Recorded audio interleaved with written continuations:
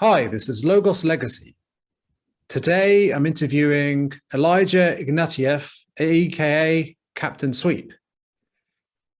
Elijah is a podcaster on YouTube and BitChute. He's developed a unique and deep system of divination and more called the Inflow Matrix Operating System and the New Paradigm Toolkit. So, hey, how are you doing? I'm doing great, Nick. How are you doing? I'm doing all right, yeah. So what is that chart behind you about? Okay. This is called the 5 communication spaces map. And it's at the sort of the core of the work that I've been working with in using conceptual maps to sort of chart out new territories. And what this does is it shows the connection between the personal space, the one-on-one space, the group space, the community space, and the sacred space as 5 essential boundaries that you're just you're you with somebody else, you're you in a smaller group, and then they're you in this larger community that you're part of. And then you can bring in the sacred in whatever way you want, which is sort of different from the different worldviews that have different methodologies, let's say, of bringing in the sacred space, but just to acknowledge a sacred space just in the sort of general foundation of whatever this operating system is. So I noticed in each corner, you've got group space, personal space, community space, one-on-one space, and you've got sacred space in the middle. Yeah. Why is that? Well, I mean, you could have on this side is the individual, on this side is the group. You could have inner here and outer here. So it divides it into the 4 quadrants that Ken Wilber uses within his integral theory and quadrant theory. So the main distinction in sort of consciousness studies is the relationship between the individual and the group. And then in his integral theory, every jump in a level of consciousness, you sort of go from individual to group, from individual to group, individual to group. And that's how sort of levels of consciousness are distinguished. Is this a non-dualistic idea of individual and group? It depends. I mean, you can have polarity or dualism almost in anything. I'm not sure if this would qualify as being strictly non-dualistic, because I think you have to incorporate it within everything. But that's just my own particular, I guess, take on things. It could be that it's like I don't know, like a spiraling field going up. And so maybe you swing from one aspect to another. And so it is, you get the duality, but all within a unity. Yeah. I mean, it depends on your own sort of philosophy and where you are at sort of on the ladder sometimes. And from that perspective, it depends, of what you're looking at. So are you talking about spiral dynamics? Yes. I mean, partially. I mean, there's lots of different sort of models that can be used. Here's one by Carl Kalaman that's a different kind of background foundation that I think is at the basis of what we're going through right now. But it depends. I mean, just there's so many different mental models. What I've been doing is sort of playing with models and time, and mainly from the point of view of circles versus squares. And so this is here the main background structure in the operating system called the time translator. And here we have 9 cycles of time. We have your lifetime, your year, your lunar cycle, your daily cycle. And then in the middle you have your seasonal. And that's sort of like the switch point, because in a whole year, everything is specifically sort of focused around the seasons moving. And then in the inside, you have hours and minutes, present moment, and timelessness. And so here might be where your non-dual point of view could be timelessness and sort of going beyond duality, going to higher levels of consciousness. And so what this model does is it brings together cycles of time at levels of consciousness in one model. And I haven't seen that before. Yeah, it is pretty interesting. Though one could criticize it perhaps by asking, isn't this just like an abstraction that distracts us from the experience of, on a practical level, of mysticism? Well, I mean, most mystical worldviews at its core has some sort of mental model operating system, like the Kabbalah has the tree of life. The First Nations has the medicine wheel. So usually in most spiritual traditions, they're integrating the physical, emotional, mental, and spiritual together. And so mental is usually the way that you're framing the knowledge and how you're using your mind. And so this does take into account all those things. Is it like a signpost, albeit a complex one? A signpost. Yeah. Is it like?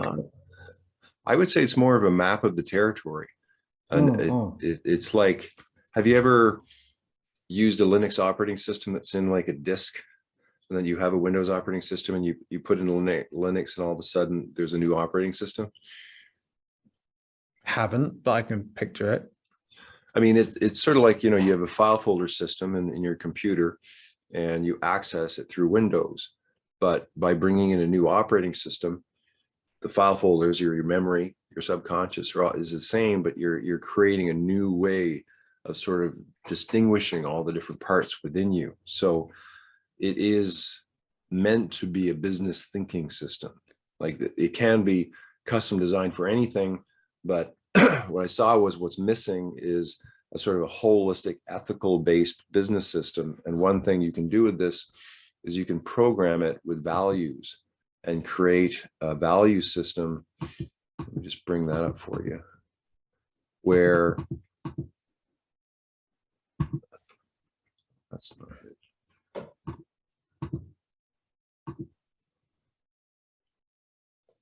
Is it like a way?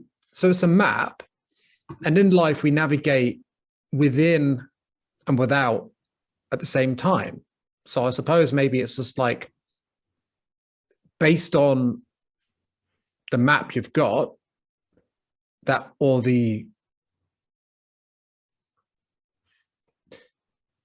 how we consciously understand the world will determine how we navigate it. Right? So it's a tool to aid us in the journey of life.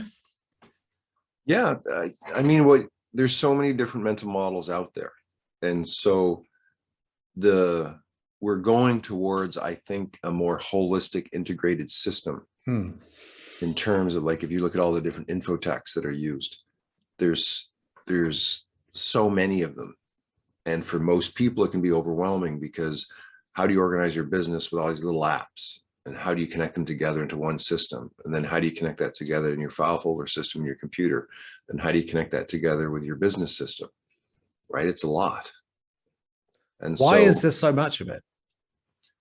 Well, I mean, we live in a complex world. We also are living in a transformation of software. Like, software basically runs the world now. And because of the rate of a feedback system for like app creation, and because of the the different sort of tools that are available to make software, we're quickly, we're moving towards the AI world. We're moving towards systems that are controlled by AI. And so in order to sort of keep up, we have to find some methodology to link all the pieces together. And to me, you have to start with language first. And so what I spent most of my time on was looking at a universal model to organize business. So right behind me is, you see 9 perspectives, right? We've got research, infrastructure, learning, operations, creativity, synergy, services, marketing, and stewardship, with communication in the middle. Now this matches what I showed you before with the time translator.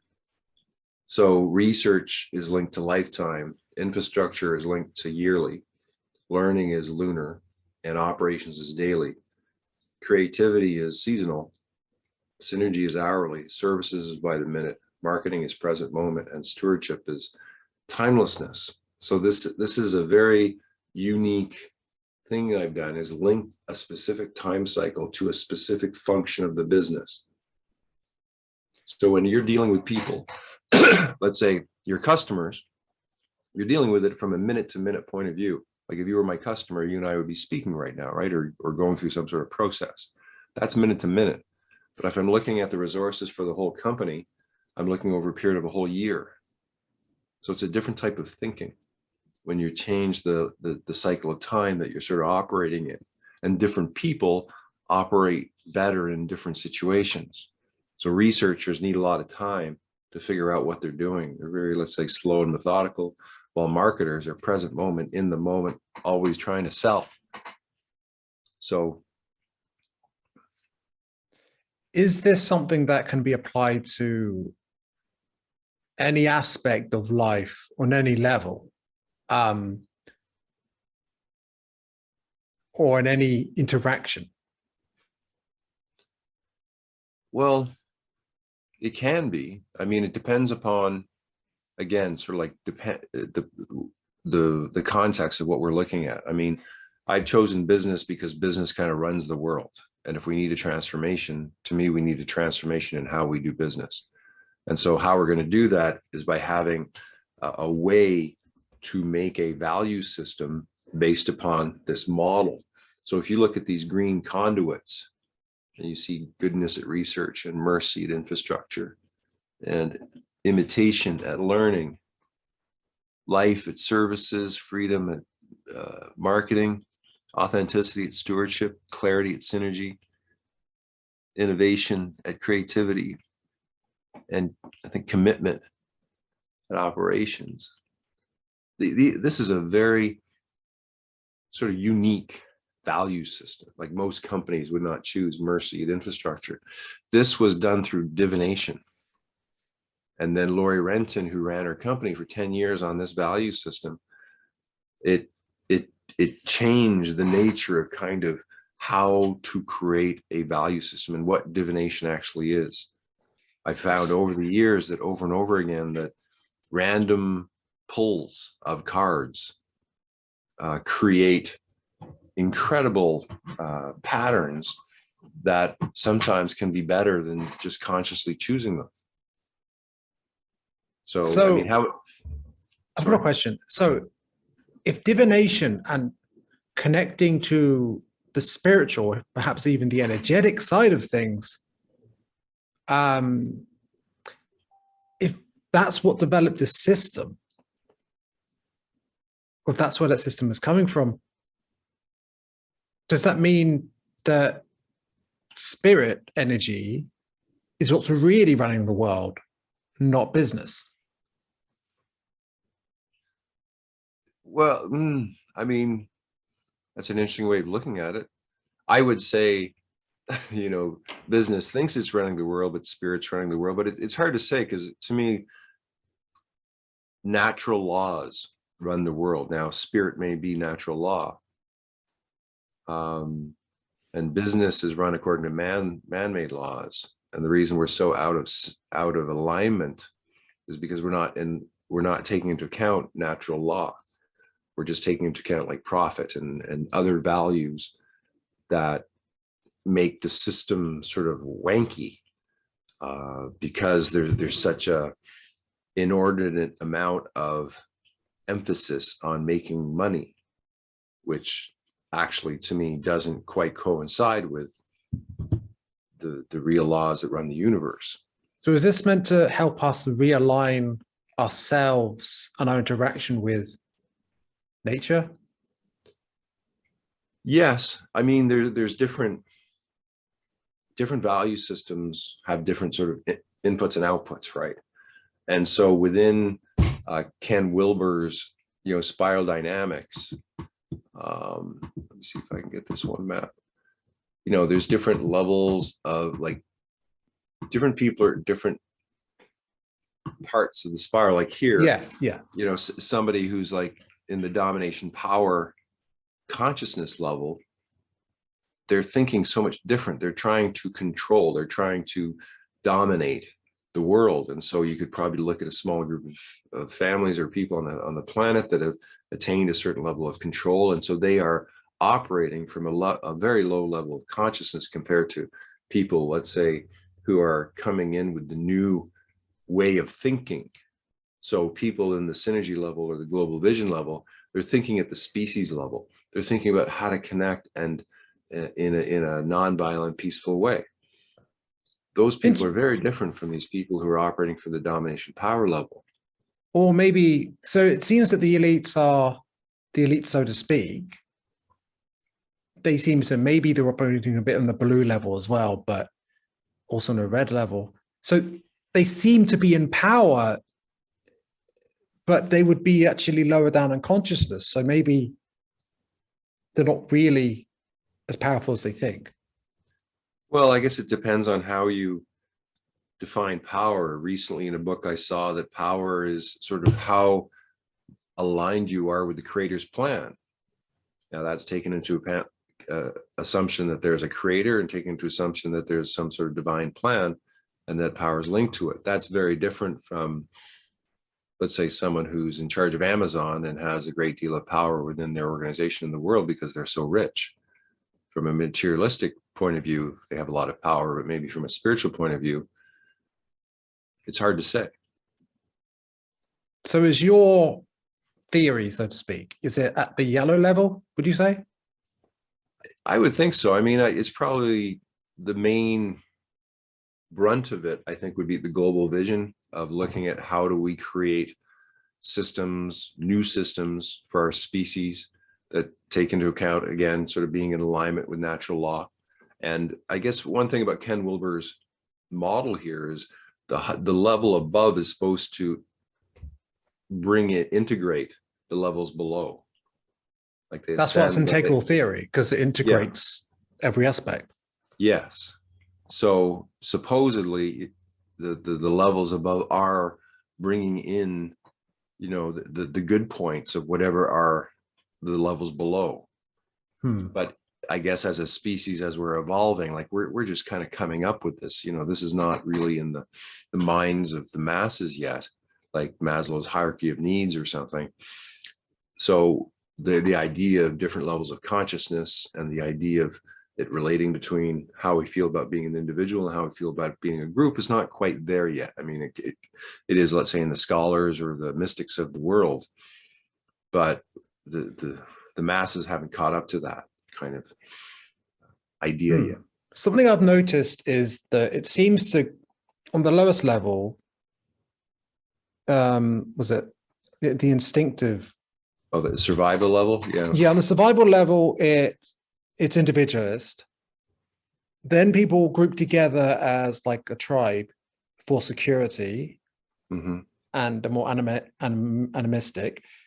Then they actually seek to go beyond that, the bounds of that on their own, but in a power domination orientated way. But then there's this collective, well, correct me if you disagree. I mean, the collective sort of, we don't want this idea that the free riders or those who go off on their own causing trouble need to be kind of brought into a collective discipline. So for the greater good of the tribe or whatever, the kingdom or the nation, whatever, right? That's blue order, but it can get authoritarian. So then again, people try to break out from that, but instead they're like through hustle and through profit and through, and yeah, that's what Orange is about, the achievement, success, achievement, competitive. So yeah, it's an interesting dynamic. Then you get this whole, I guess you could say, a hippie-ish thing of community and ecology and human relations. But that, I mean, each step seems to have its limitations if it's on its own. Then you get to integrating things together, but it's kind of logical and more individualistic. But then you get things ultimately on a holistic level. Also, do you think maybe it's like alternates between like masculine and feminine in some way? You could add probably another polarity in there. Yes. I mean, I guess I'm telling you when I'm interviewing you, but I'll just get these ideas. Yeah, no, I mean, that's the thing, is by bringing multiple polarities in to sort of distinguish the differences between things. And when you do it at a sort of high level, macro level, you sort of see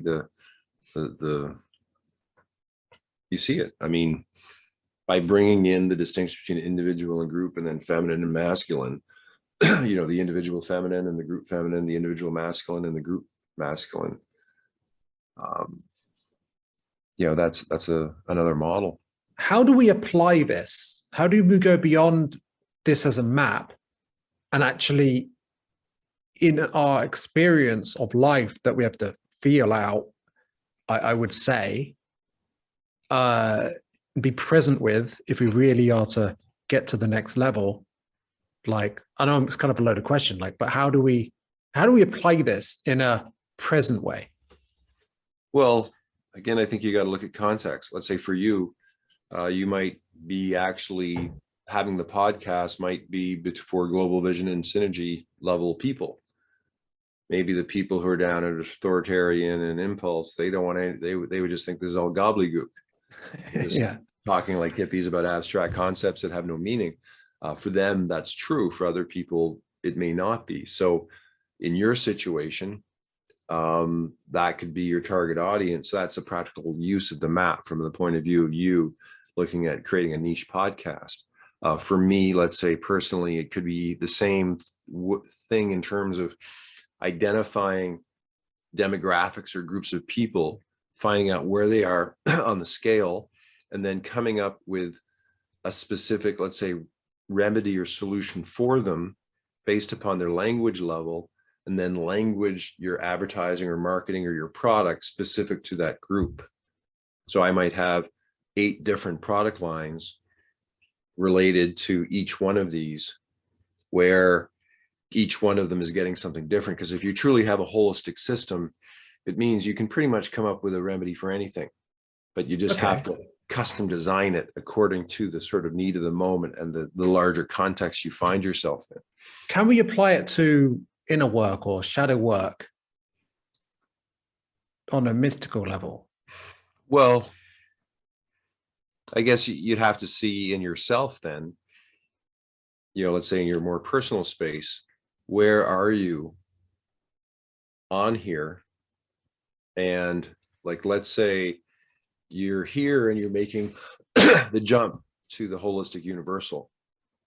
Or let's say I'm here and I'm at the rules base and I'm just attempting to break free of that and to find success in my own entrepreneurial venture. In that way, again, you've got a map that's sort of showing you this is where I am, this is where I'm going, and this is kind of like where everyone else is. So in terms are we of shadow, like, pardon me, are we just at one level, or are we kind of at a range of different levels in sort of different aspects of ourselves? well, like my guess is it would probably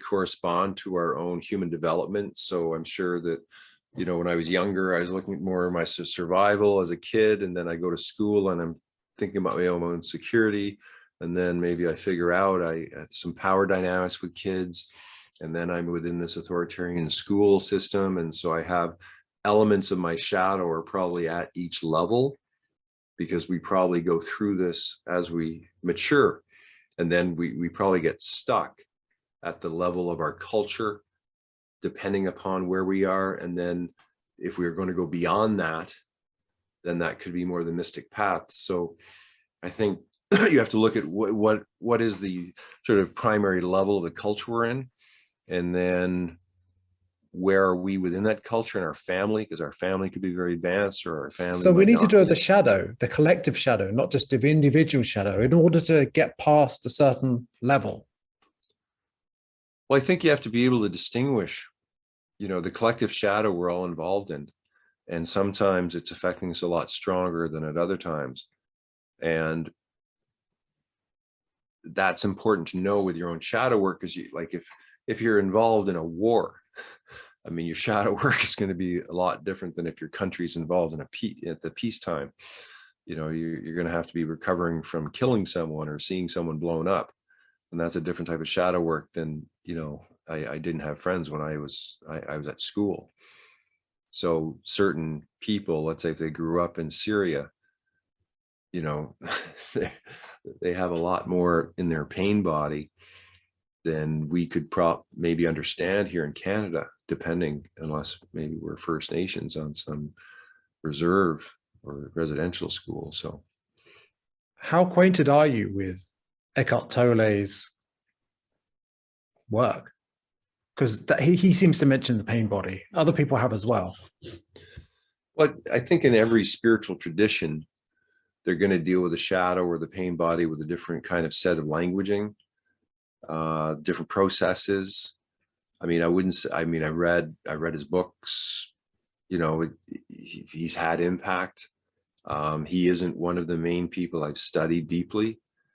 So it depends. I mean, he sort of, he brought spirituality into the norm in a huge way. So I think he's had a huge impact on a lot of people.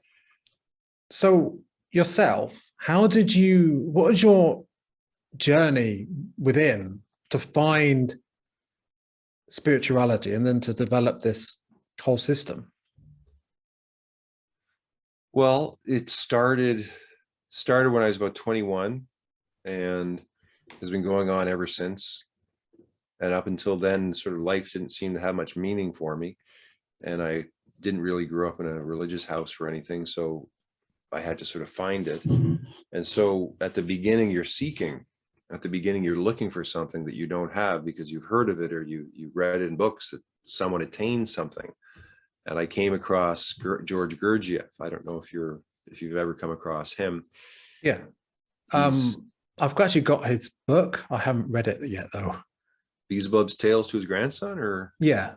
Okay, well, that's quite the Bible, isn't it? I mean, that's a massive piece of work. I mean, he's again, he's a 21st century, 20th century spiritual master who brought a lot of the Sufi teachings and the Enneagram and was basically saying you're all asleep. And, you know, he talked about the fourth way, and there was someone who came after him. I can't remember his name.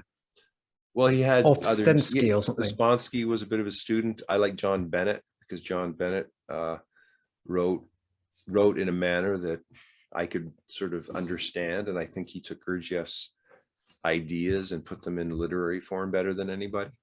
And let's delve into that for a bit, because I'd like to know more. I mean, I don't know about my audience, but yeah, let's. What's up with his work and John the Bennett? fourth way? Well, or Gurdjieff. Gurdjieff would start.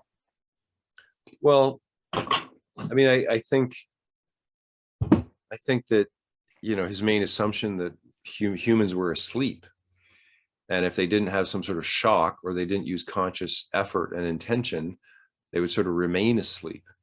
And just by the very nature of the mind, we get into patterns, and the patterns start to reproduce themselves, and then we're always in a pattern and we're not actually present. So it's a matter of sort of, are you present with your awareness or locked in a pattern? And so what I noticed, this is, I guess, kind of different, is I noticed that you could have different kind of conversation types that I started to sort of codify, and came up with about 72 of them, even though I know there's more. And it, to me, is a way of breaking that asleepness that we have by being more conscious of how we're communicating with somebody.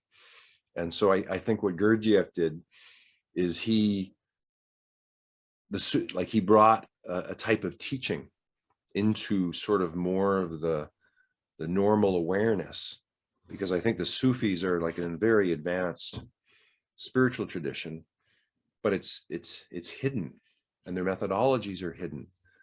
And I think the higher you go in terms of spiritual teaching, the more hidden it has to be, because it's so different or so contrary to normal society interactions and habits and ways of being. Is that changing though? From my perspective, which is, I suppose you could describe it as New Age, but it's all mysticism to me. Like that we're in this age of Aquarius now, right? And that there's this awakening happening. where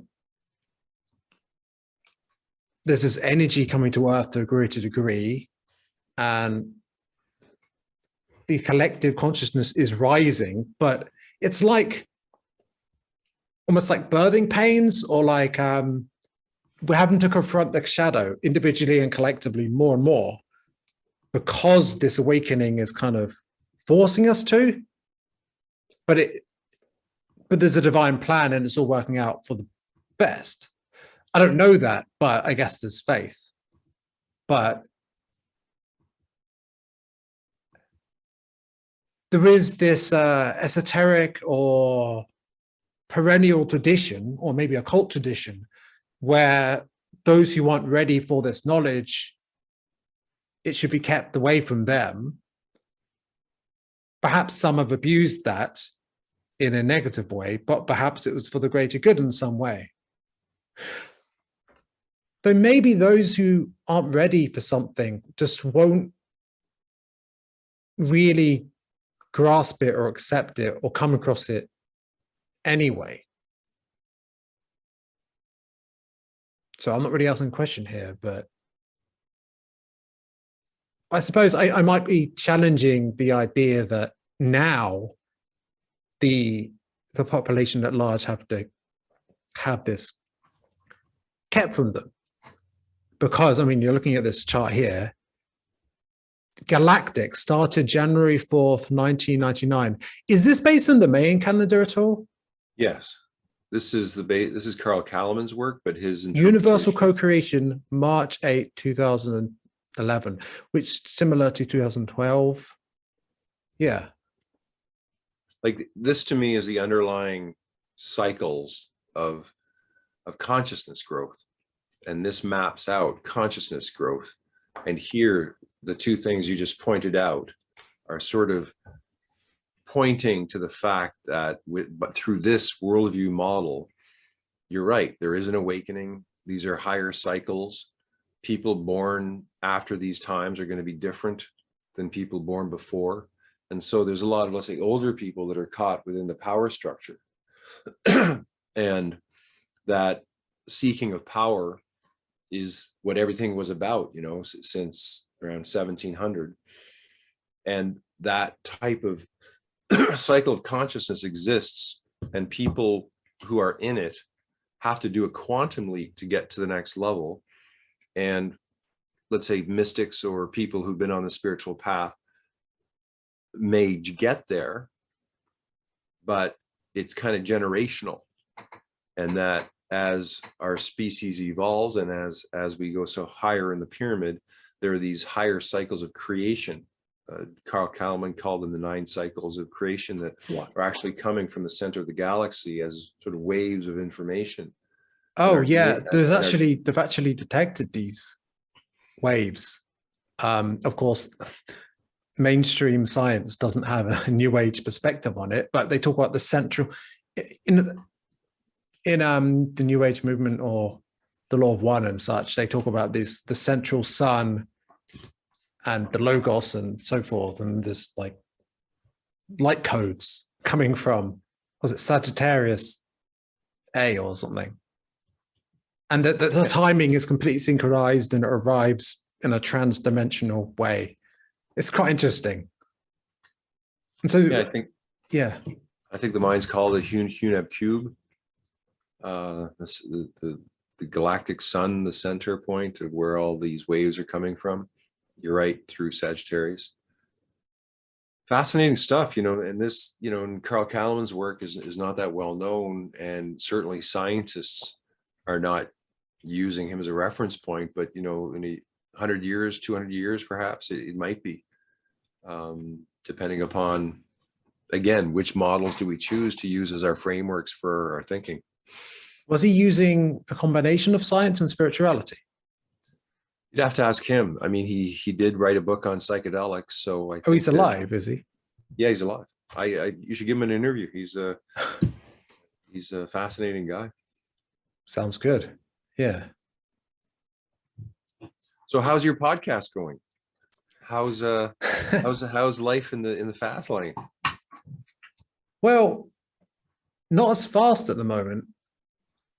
I'm starting this year, I've been kind of allowing myself to slow down so that I can look inwards at where I'm orientated.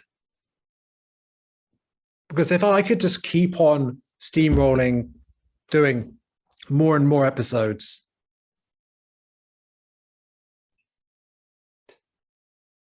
however, like it's not about me.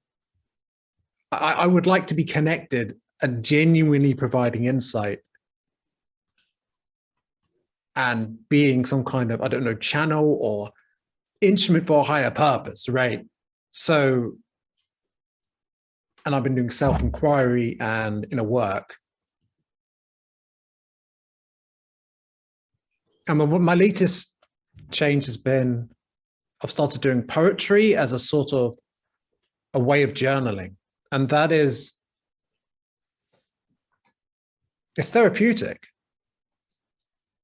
And also I'm allowing myself to slow down my actual, how many episodes I have. And there's this, my spiritual ego is like,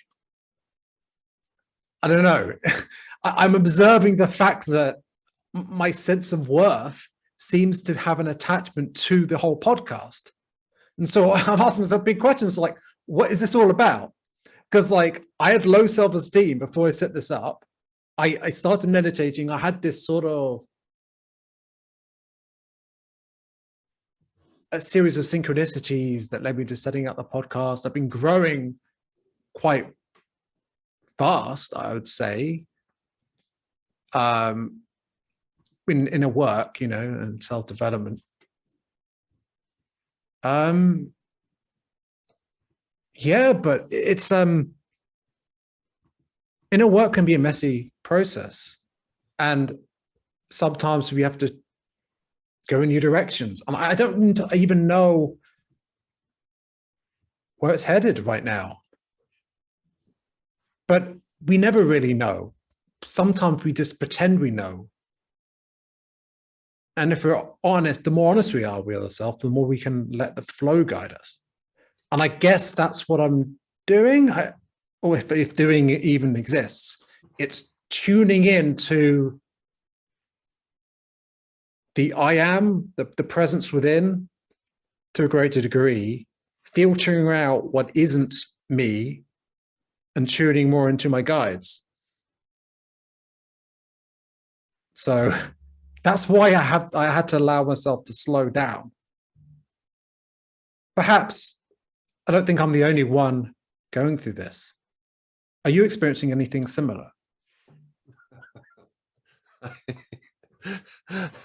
I'm not sure. I mean, I know I have my own inner process that's quite unique to me. I think anyone who's on the spiritual path is going to be going through quite a lot in terms of their own shadow work and in terms of their own inquiry. I'm wondering, how do you choose people? How do you choose the people who go on your podcast? That's quite interesting. You're interviewing me now, but it's fine. How do I choose them? I guess there's a sort of resonance. So I look on YouTube. Sometimes it's just people I come across on social media in some other way, but I come across a content creator, not always a content creator. Some of them, like Patty, who I've interviewed a number of times. I came across her from, I'm on Aaron Abke's Master Your Mind course. It's an 8-week course, but once you've joined it, you connect with other people who've done it, and it's just like on a Facebook group. So you don't really stop doing the course. And through things like that, like you kind of just, I feel like I came to find people in a way where it wasn't just me. There's a higher plan. It's like an aspect of myself, like my higher self or something. It's like guiding me to find people in a way that I don't entirely understand. And yeah, I mean, I look on social media and these content creators, and I find people and I ask them for an interview. it's simple, really. You just ask. How many have you done so far? 150 is the number that came to mind, but I don't know exactly. You've done Probably more. 150 podcasts. Yeah, I mean, I do solo casts and interviews. I've actually done quite a few, actually. At first, I was just reading from a text, but now I don't do that so much.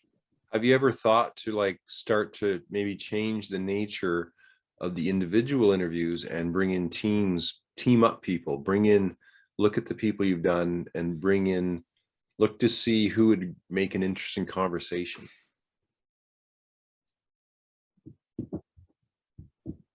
That is a good idea. You know, I think I've got resistance to, I think I've been sticking to what I'm used to. That's why I need to look within and pause. I mean, that's why I have been pausing, I guess. I mean, it's not a coincidence that you're telling me this. And what about this? Like, do a series of 10, come up with 10 great questions.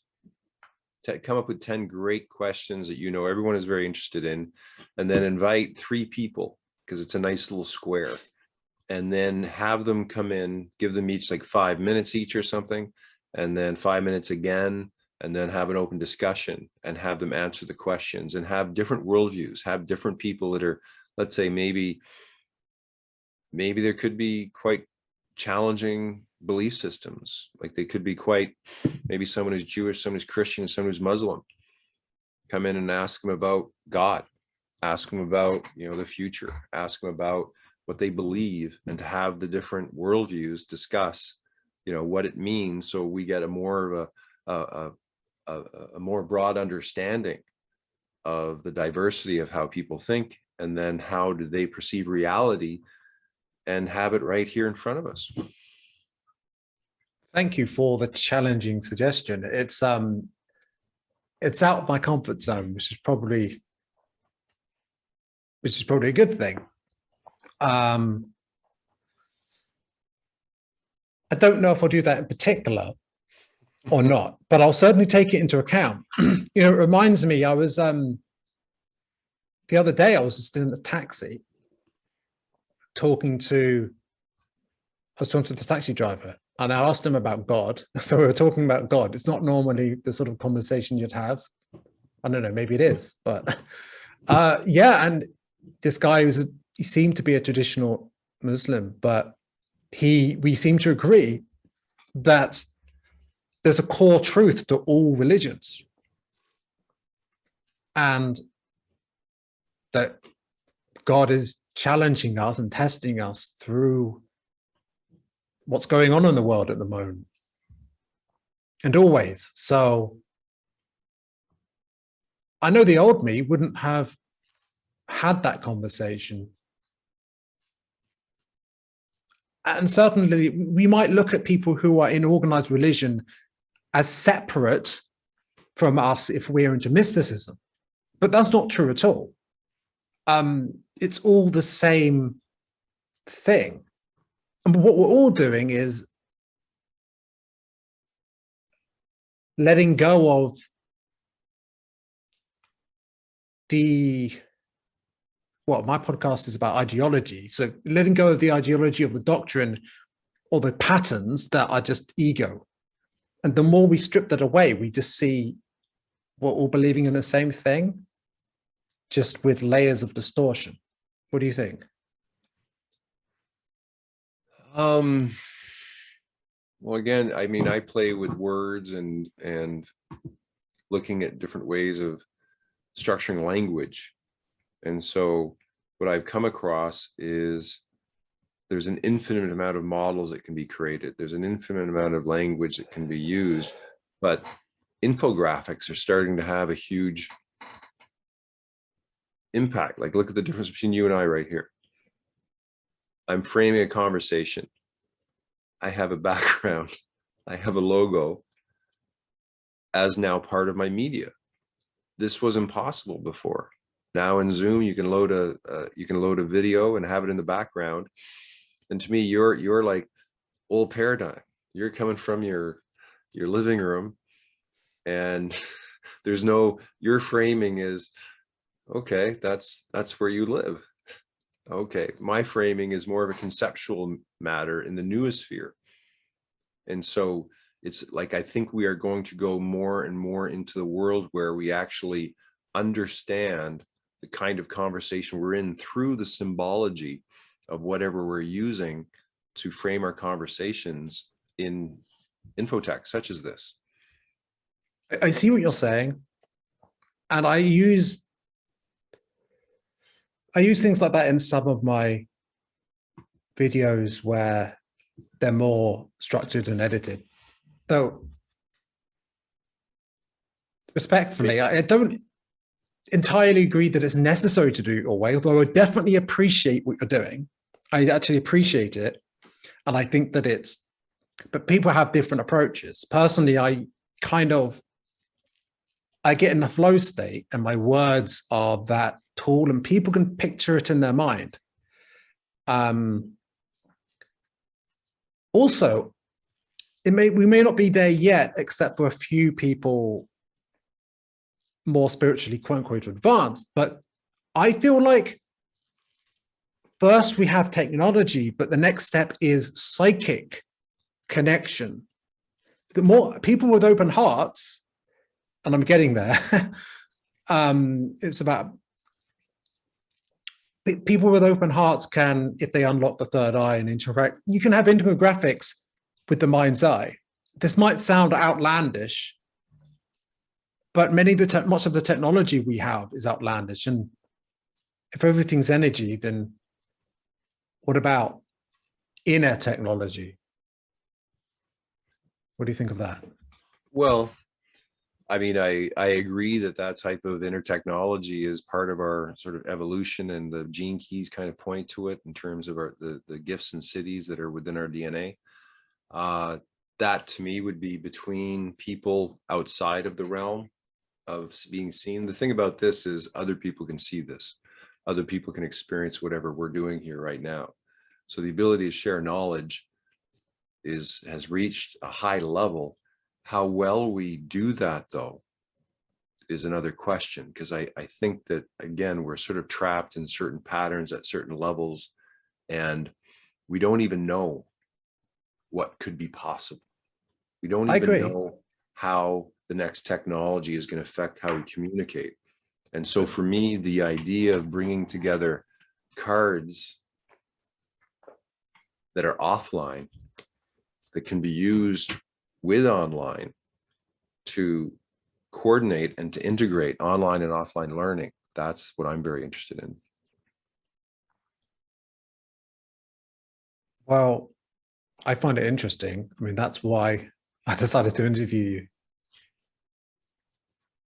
Oh, that's something I was going to say. So what happens when you close your eyes like that? Do you go off in some other dimension, or does something come in? Or is that your way of thinking?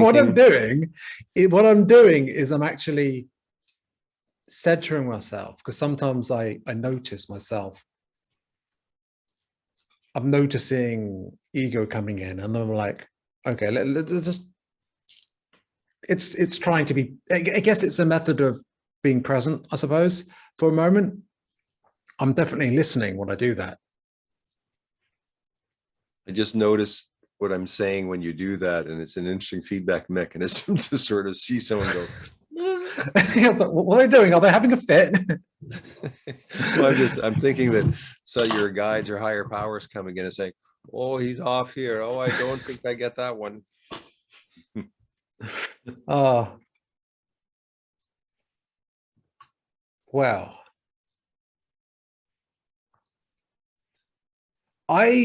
I'm concerned about.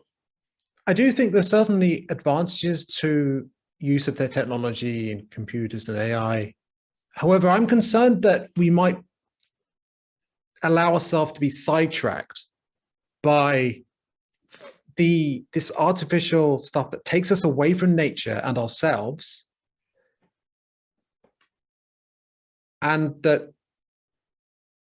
I'm not like anti the technology, but I do feel like we can get sucked in. I mean, you know how much people can get sucked into Funny, nice pictures and yes, little animated things like social media, and it could be like a tunnel where you got like you're just going forwards but not either way. Yeah, That'll never, there's never nature happen. out there. Nah, that'll never happen. It won't happen, I don't think, because I don't think people will truly allow themselves to be led down a path like that by the so-called elites. I do think the elites, so to speak, might be intending that, but I think the divine plan is more powerful, personally. But yes, it might lead us astray, though. If we're not careful, it might slow our growth down.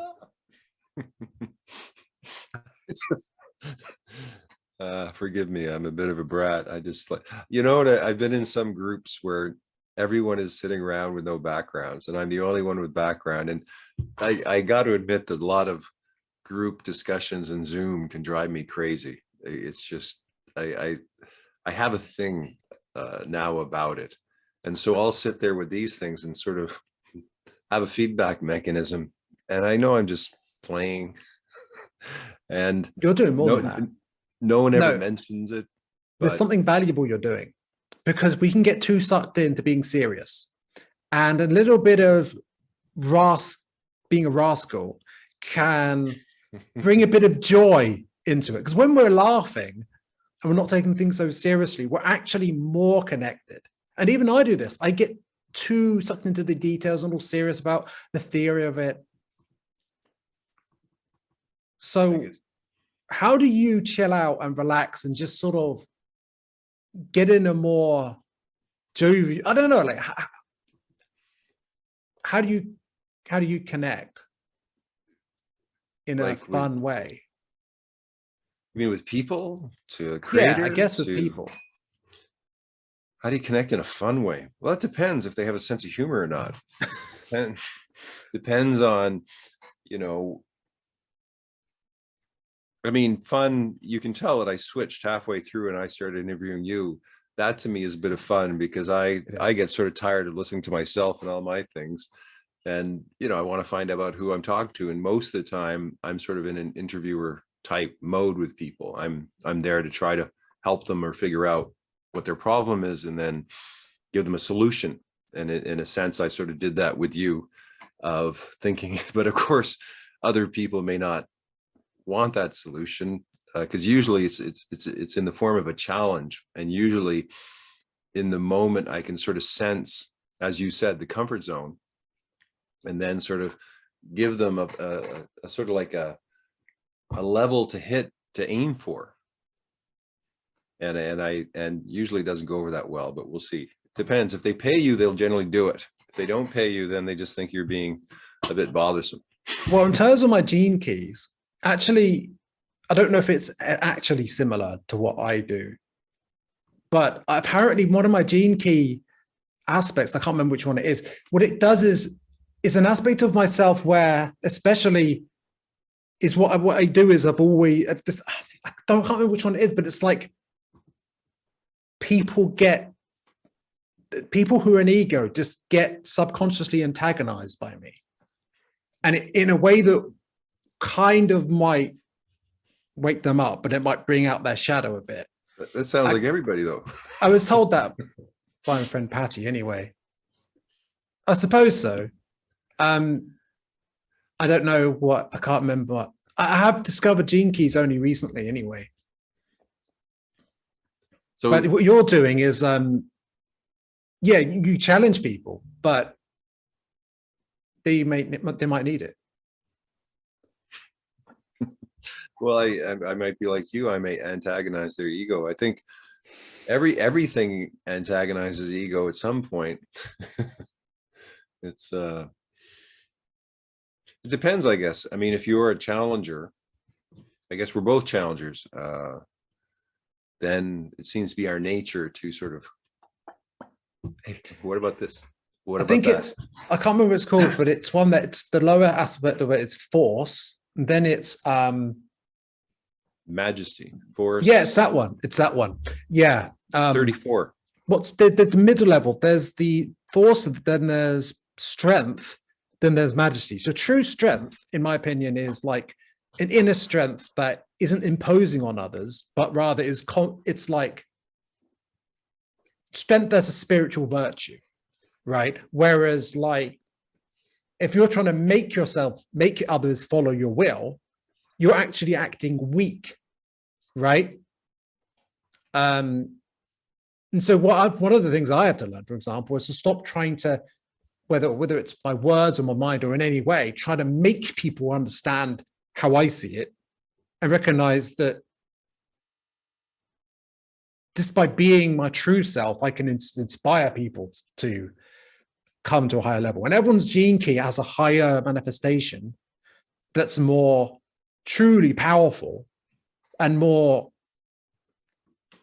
virtuous, I suppose. And then there's a lower form that's like more egoic, I suppose. What do you think? Well, yeah, I mean, it's the shadow, the gift, and the siddhi. And so they're all linked together. And what it does is it gives a roadmap of our shadow selves better than anything I've seen out there. But the good side is, the flip side is that whatever shadow you may be in, the flip side has a gift and siddhi superpower element. So it helps to identify where you're at, but also gives you the way out. So I think gene keys are brilliant. Like they're a real new knowledge field that I think will have quite an effect on the species at some point. Yeah, and I don't think it's a coincidence more of these higher understandings and these abstract representations that integrate things together, like Ken Wilber's, these are coming to the fore increasingly. That is happening, to me, seems to reflect a collective transformation that's ongoing. I agree. Like, I look at my own work, and it's happened over quite a long period of time, and that now it's reaching a point where I think it's ready to sort of come into the world, where the world's ready, I'm ready, the work's ready. And there's a lot of work involved. There's a lot of failure. There's a lot of dealing with the old paradigm. Like, usually you're creating something, but you're creating something because you don't like that. And so you want to create something new. But whatever you're creating is generally antagonistic to the old way, and you have to deal with that. How do we integrate the old way while still being new? It's a good question. And again, it depends. I mean, is it a system at a national level? Is it a family level thing? Is it an individual level thing? Like, everything depends on the context of what we're looking at. May I suggest that perhaps it has to do with knowing yourself, understanding, accepting yourself, and understanding yourself. Loving yourself, that's it. Knowing yourself, accepting yourself, and loving yourself. But of course, since everyone is one, right, that's others as well. And so it's the inner work. But basically, you need to do shadow work or inner work and self-inquiry about any shadow aspect that you feel yourself having an oppositional reaction to. And that way you can integrate the opposites. Maybe that's how you rise up the spiral dynamics. And again, that's a very sort of individualistic point of view. Yeah. I think that a lot of times, let's say you're looking at, well, this is the way the world is, and we should do something about this specifically. And the person will go, well, that doesn't affect me. I don't, it doesn't really have anything to do with me. And that is it. They're right. It doesn't.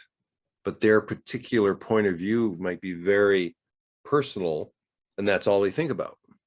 And so that's at a certain, let's say, level of consciousness. If you're thinking about the community at large, if you're thinking about the ecosystem, if you're thinking about the species, if you're thinking about higher and higher scopes, you're sort of leaving that little perspective, going into a much broader perspective. And that, to me, is a jump when we go outside of ourselves into service to the larger whole, that we're expanding our mind, we're expanding our heart.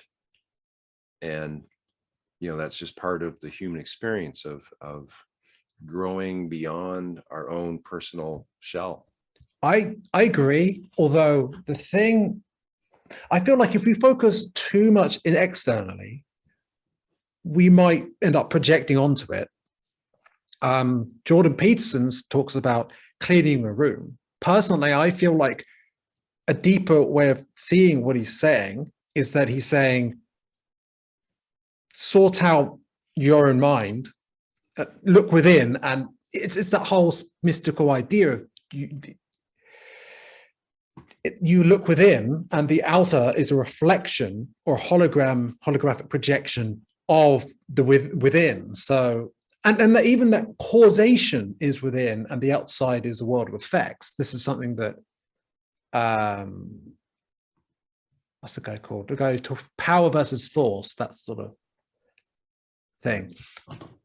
Yeah. So my opinion, like, I do think, yes, we need to be focused on helping others and serving others, but some people end up going on crusades against others to help while internally they're a mess. I mean, that's why I like this map, just in terms of, you're right. But to me, these different spaces exist. So let's say you're speaking just about yourself, and you're speaking about, your own inner world. That's your personal space that you are involved in. If we are now at the group level and you and I are working together, now we both have to bring our personal spaces into that group space and somehow find some way to work together. And then you go into larger community space, and it's the same thing, but we have to distinguish the community space from the personal space, the group space from the personal space, because with the group space, we have a shared context. And that's the big jump. Like, that's the thing about being human, is like, if I'm just talking to you here, this is very specific. If we added one more person, it'd be a very different conversation. Oh, The more people we add, the more complex the conversation can get. So there's a huge difference between you and I speaking together versus if you and I were in a group with 3 or 4 other people. We wouldn't have as much time to speak. You and I wouldn't have as much connection.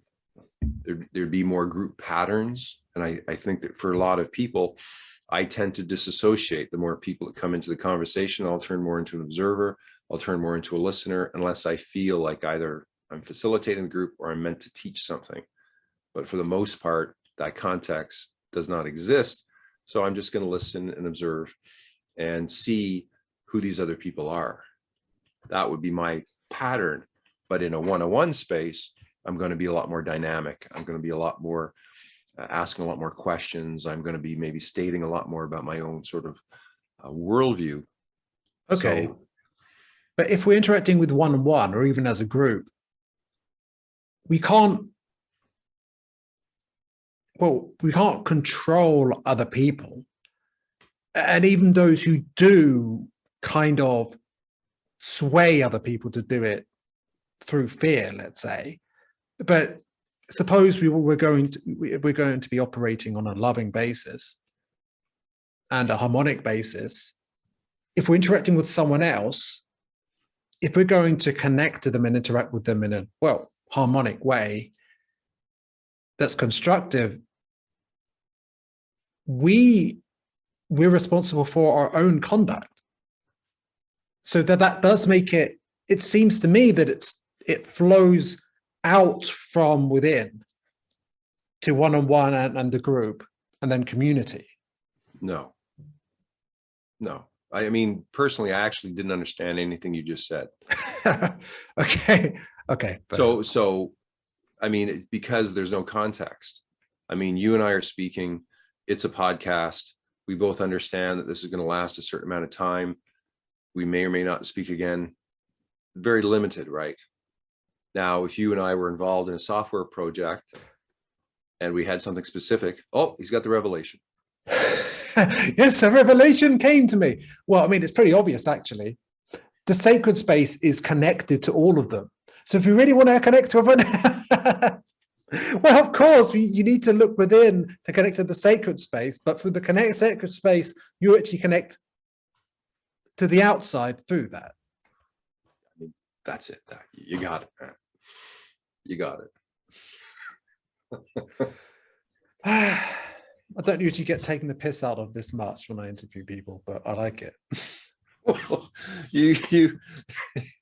you're funny in terms of when you're watching, I guess it depends because maybe it's a British thing, but when interviewers are sort of lost in their own sort of thing, it's interesting. It's funny. I think it's just one of my idiosyncrasies, or no, I didn't. I mean, I've been spun out state. It's a thing about me, I guess. I don't know. Well, have you enjoyed this conversation? I'll take that as a yes. I have. I mean, I've reached a point in my own work where I'm kind of, what would you say? I've met a lot of resistance, or I've met a lot of disinterest, and I seem to have a pattern of, I show a whole bunch of maps. I go through this elaborate download. And at the end of it, the person's either wide-eyed or they're kind of like, they've gone somewhere else. And so I realize I have to do a lot of teaching. I have to sort of, bring forth this work in a certain way. And sometimes I'm just, it depends upon the questions. But you're not used to seeing people have revelations in front of you. It depends. I mean, I have seen it. I mean, when you are bringing something up to someone they never heard, like the concept of conversation types. I remember bringing it with this young man, and he'd never come across that before. And just that there was a healing conversation, there was a clearing conversation, and he was just like, my God, like dun dun dun dun. So it's with younger people, but I really haven't taught it that much, so I don't know yet. But I think the divination aspect is more interesting, where people will do a divination. Like you can do 5. You want to do a process right now? Yeah, let's go. I mean, I don't think we should go too much longer, because I can let it drag on too long. But this will be quick. I mean, honestly, next time we can definitely focus more on divination, because I like using tarot cards and runes. So okay, so right now, and this is anyone who's watching can do this too. Write down on 10 pieces of paper. 10. I don't have 10 pieces of paper right now. Well, you can rip them up. Take one piece of paper and rip them into 10. Yes. Right. And then on each piece of paper, write a value. Write your top 10 values.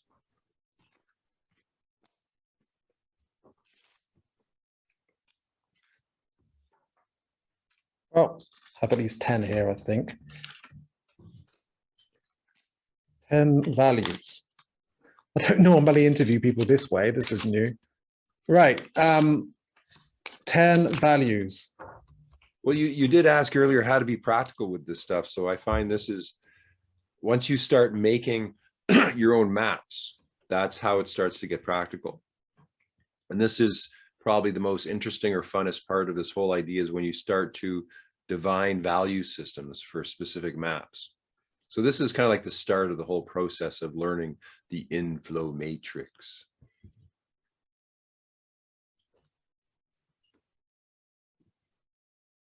Pardon me. Have you done much value work? Have you what is value work then?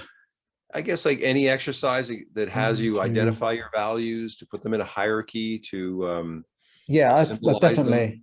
I mean, I've done Jungian stuff. I've done, I don't know, quite a few things. Wait, 1, 2, 3, 4, 5, 6, 7. Oh, and I just think of what else. Could be fun, health, inspiration, love, courage, acceptance, awareness, prudence, temperance. Okay, so how many here? 1, 3, 4, 5, 6, 7, 8, 9, 10. Yeah, I've got 10. Okay, so now turn them over so you can't see them. All right. Is this going into another part of your comfort zone? Yeah, this will be interesting. Okay, and now draw on another piece of paper, draw this map. Just draw 5 circles. Oh. Just a little piece of paper. Well, hopefully a bit bigger. because you're going to be putting the values on them. So.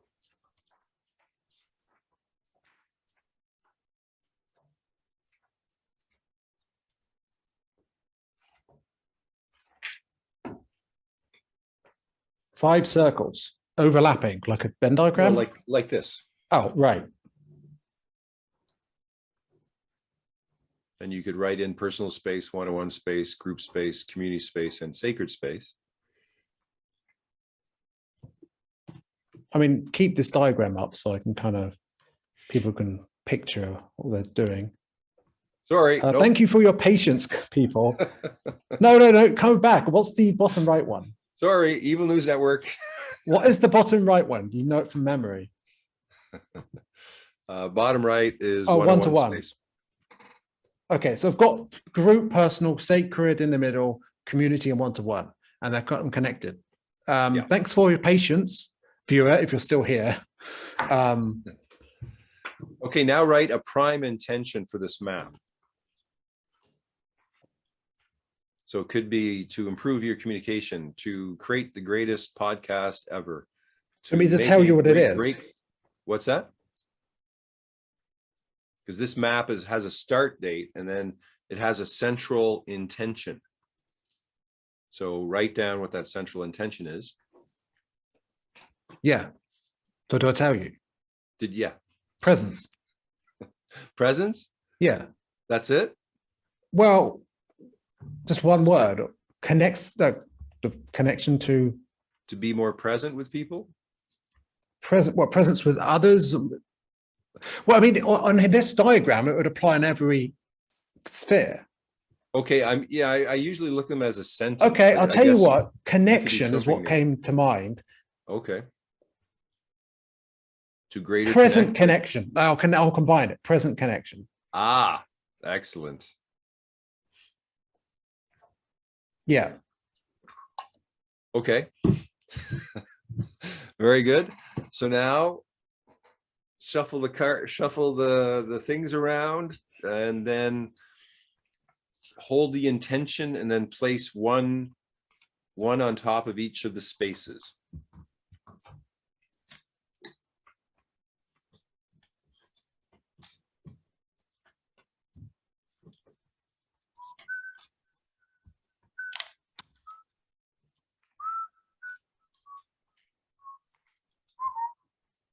Oh, okay. What have we got here? Oh, this one's blank. I need to pick up another one. Oh, this one's also blank.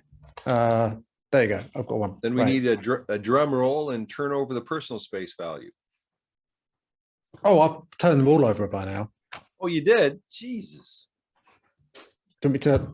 Okay. Do you want me to not know what they are yet, or do I Tell me what reshuffle you it? got at the personal space. I didn't really take it in much. Personal is unity. Unity, nice. Excellent. Okay, what's at the one-on-one? Creativity. Creativity, lovely. Okay, what's at the group space? Inspiration. Inspiration, lovely. And what's a community space? Community, understanding. And at the sacred space? Strength. So, how's that feel? What do you think? Well, being united within is a great start. I mean, that's how you have unconditional love in the first place, I would say. It's the opposite of disassociation. If you bring that to the table, suppose you're connecting to other people who have that, then people will be bouncing ideas off each other and getting inspiration, and they'll be connected to something higher. And also, I mean, like if you've got like sacred strength and people are connecting on that basis, that's great. Community level, then people understand each other and higher things. And on a one-to-one level, then maybe you can create things, be more creative with other people and your interaction with them. So, and also when we create new things as creators, we can manifest on a one-to-one basis, I guess. Yeah. So basically, but you could say, I mean, it starts with the unity, or but maybe it starts by, I don't know where it starts. Maybe it doesn't. Maybe it's all of these things at once. Oh, it might be one moment and a circle encompassing all five. And thus begins the madness of learning the inflow matrix. So you can do it in anything. Are you trying to do a villain laugh there? I've got 2022 as my time right now. Okay. So, well, this is interesting because the listener or the viewer, you've done this as well, or maybe you haven't. But if you have, I mean, you've got your own divination. You've done divination. Well done.